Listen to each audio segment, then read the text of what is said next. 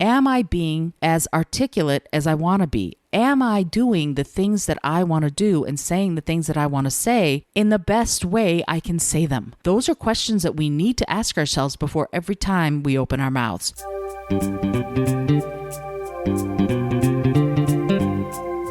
Hello and welcome to the Innovative Mindset Podcast. I'm your host, Isolde Trachtenberg. On the show, I interview peak-performing innovators in the creative, social impact, and earth conservation spaces. I also bring you ideas and techniques that you can grab and use to set goals, create, and unlock your potential for changing yourself and the world. And now let's get to the show.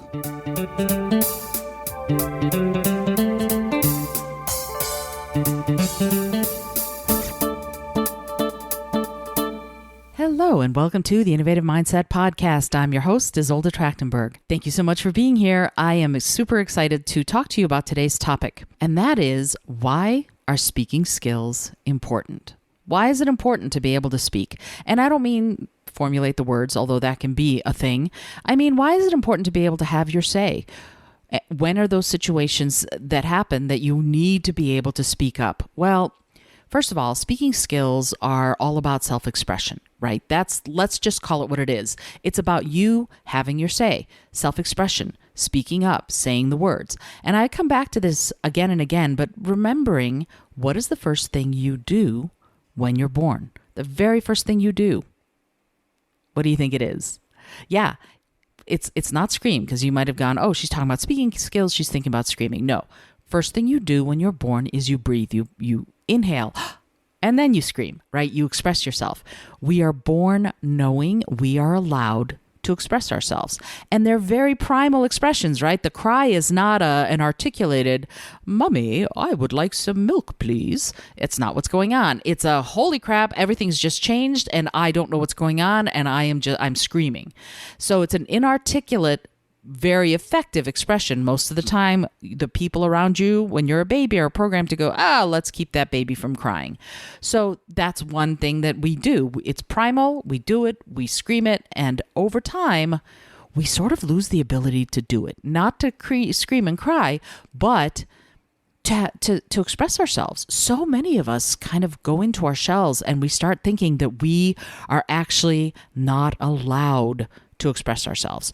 And the more articulate we're supposed to be sometimes, the more afraid we are of doing something wrong. Isn't that weird, right? People think that you are this expert and you're kind of going, what if I mess it up? What if I screw it up? What if I say it wrong? Oh, it's the worst. And what I've realized over time is that doing it wrong, saying it wrong, unless lives are at stake, it's okay to make mistakes, right? If lives are at stake, obviously minimize them. But I say to my clients, make marvelous mistakes. Make mistakes. You cannot help but do something new if what you do is fail first.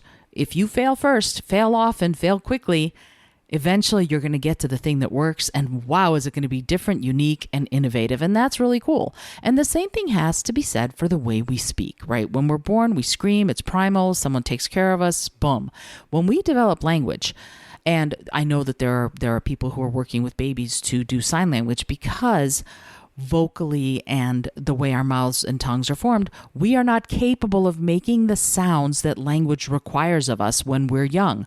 We may be cognitively able to communicate, hence the sign language, but we are not vocally able or orally able to communicate as well as we need to get our point across. So when we develop language, we start it with this ba ba goo goo ba da ba ba ba, right? And that is all that we can do as babies. We cannot do language yet. And when we develop language, it's rudimentary. It's basic at best. And then as we grow, we develop better skills, and then we speak more, and then we become much more articulate.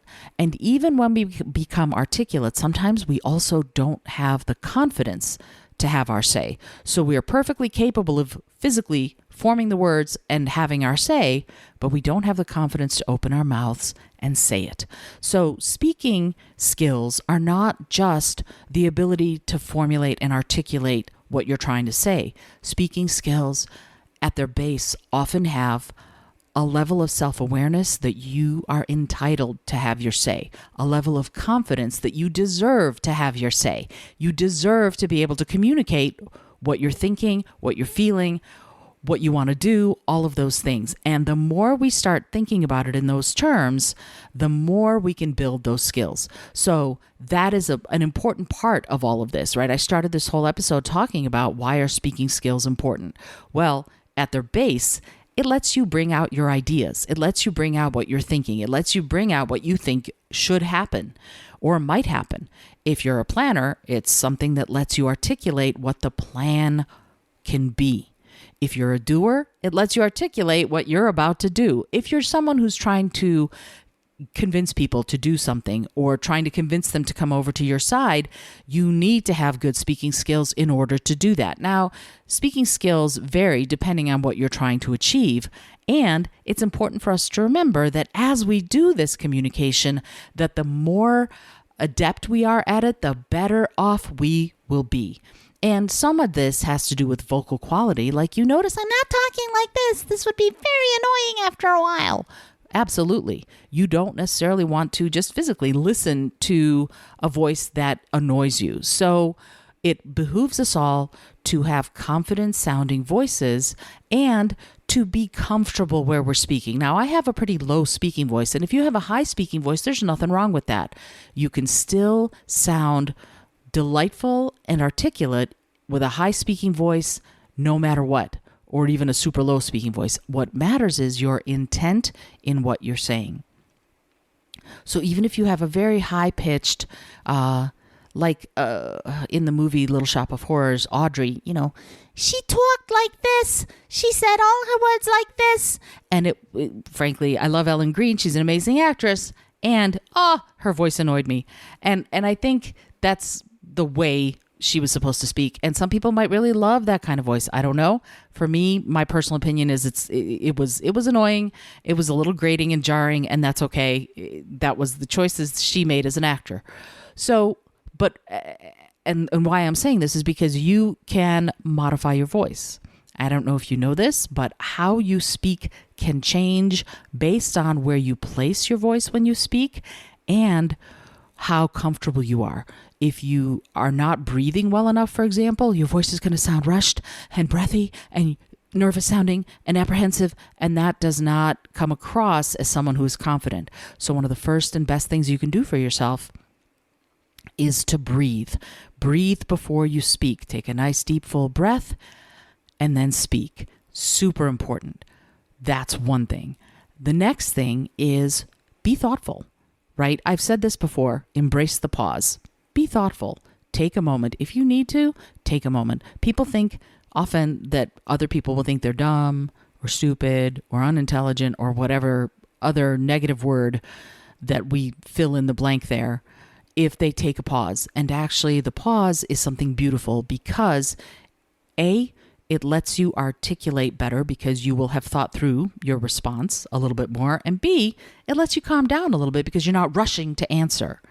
So that is another one of the ways that you can help yourself. And I keep coming back to why. Why do you need this? Because again, if you're trying to convince people of something, if you're trying to articulate a point, if you're trying to have a substantive discussion with someone in a relationship with you, whether it's romantic or a friendship, it doesn't matter, in a work situation, the better you are prepared to speak and prove your point and have your say, the more likely they will understand and value what you've said.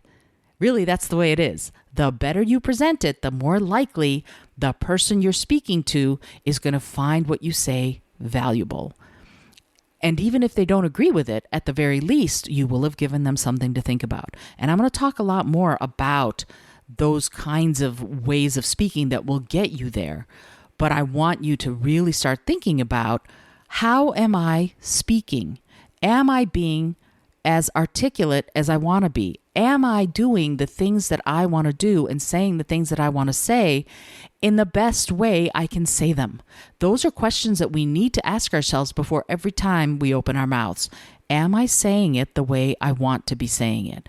And if you're talking with someone, look at them when you're talking and see, do their eyes look like they're understanding you? Are they wide with realization?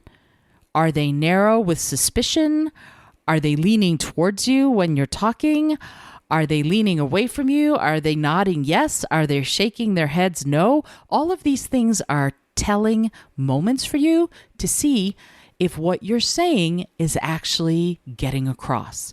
If you're trying to be helpful and they shake their head no, then maybe what you're saying is either not helpful to them in the moment or they don't get it. So you can always feel free to ask for clarification. Do you understand what I'm saying? How do you feel about what I'm saying? What do you think about what I'm saying? Those are great questions to ask if you're not sure that they understand you. Ta-da! Right?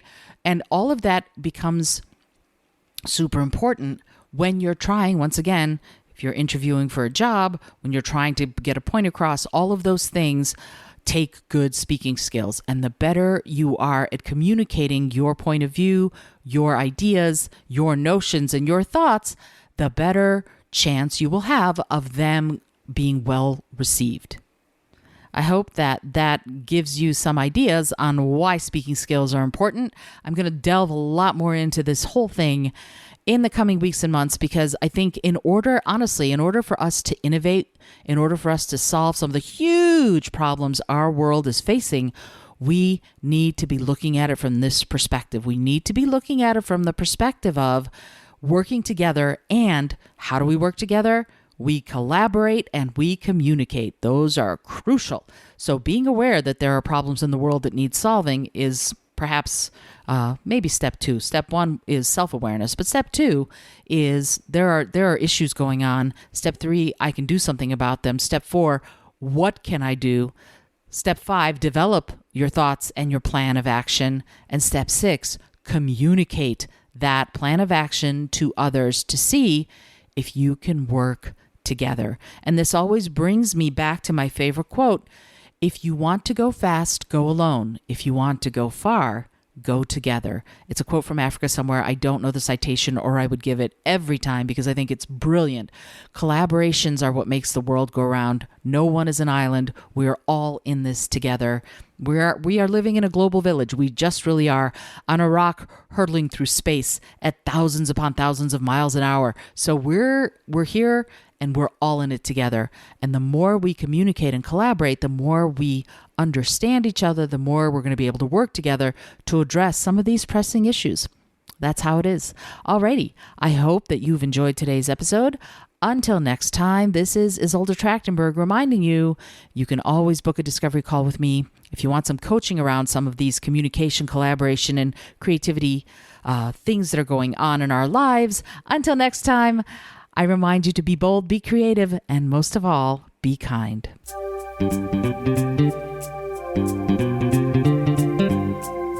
Thank you so much for joining me today. I really appreciate you being here.